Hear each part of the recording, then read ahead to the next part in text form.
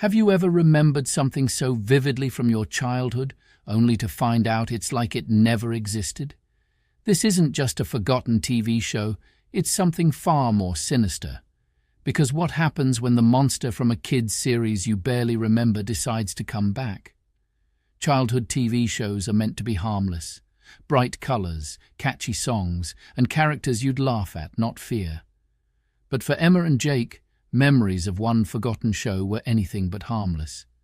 The name was vague, the details fuzzy, but they both remembered Melancholy Mountain and its eerie character, the floor crawler.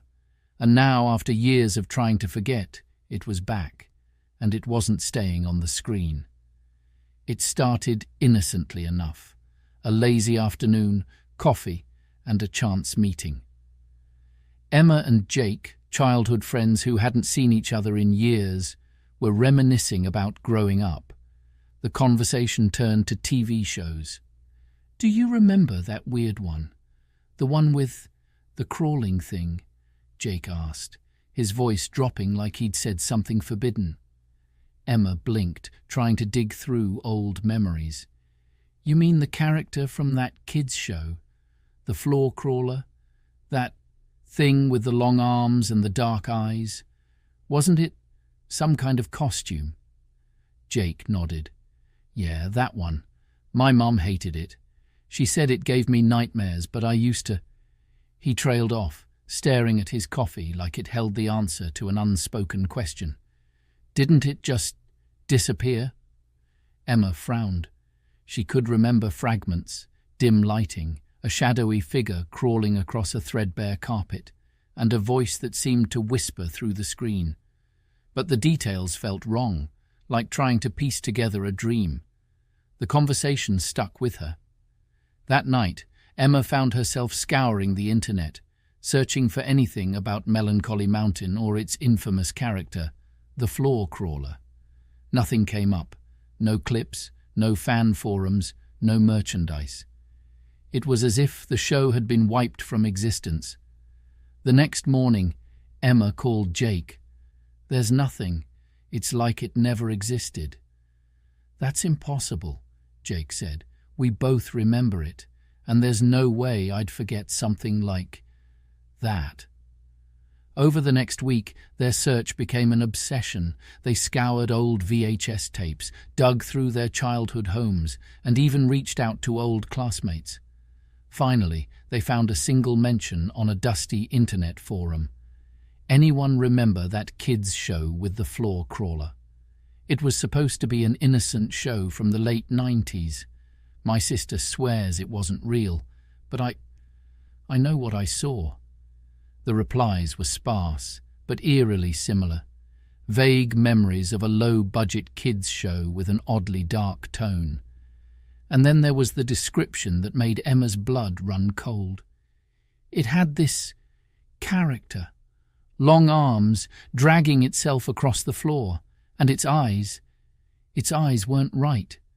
They'd follow you, even when you looked away. Jake called her that night. "Emma, I think I've seen it again." "What do you mean?" "Last night, I was in bed, and I swear I heard something crawling. I thought I was dreaming, but I woke up with scratches on my floor." Emma's stomach churned. "It's just in your head. We've been talking about it too much." But even as she said it, she couldn't shake the feeling that something was terribly wrong. A few nights later, Emma experienced it herself. She woke up to the sound of soft, scraping movements.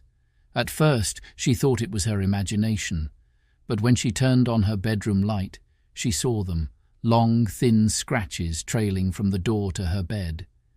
The air felt heavy, and for a moment, she swore she saw a shadow dart out of the corner of her vision. Emma called Jake the next morning. "It's not in our heads. It's real." Determined to find answers, they decided to revisit the one place that might hold the key, their old elementary school.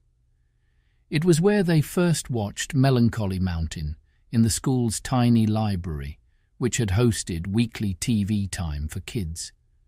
The school was abandoned now, slated for demolition. They broke in one night, armed with flashlights and a growing sense of dread. The library was exactly as they remembered it: dusty shelves, faded posters, and an old TV set in the corner. Jake approached the TV. "Do you think—" Before Emma could answer, the screen flickered to life. Static filled the room, followed by a faint, childlike tune. And then it appeared. The floor crawler, its long arms dragging it across the floor, its empty eyes staring directly at them through the screen. "It's just a recording," Emma whispered, though her voice trembled. But then the figure moved. It turned, as if acknowledging them, and began crawling out of the screen. "Run!" Jake screamed, grabbing Emma's arm. They fled the library, the sound of scraping growing louder behind them. Emma dared to look back and saw it, a distorted figure, its limbs unnaturally bent, pulling itself across the floor. Its eyes glowed faintly in the dark, locked onto her. They barely made it out, slamming the door shut behind them. But as they stood outside, gasping for air, Emma noticed something chilling. The scratches on the ground didn't stop at the door. They continued, faint but unmistakable, leading away from the school. Emma and Jake never spoke of that night again. They moved to different cities, deleted their social media, and tried to forget.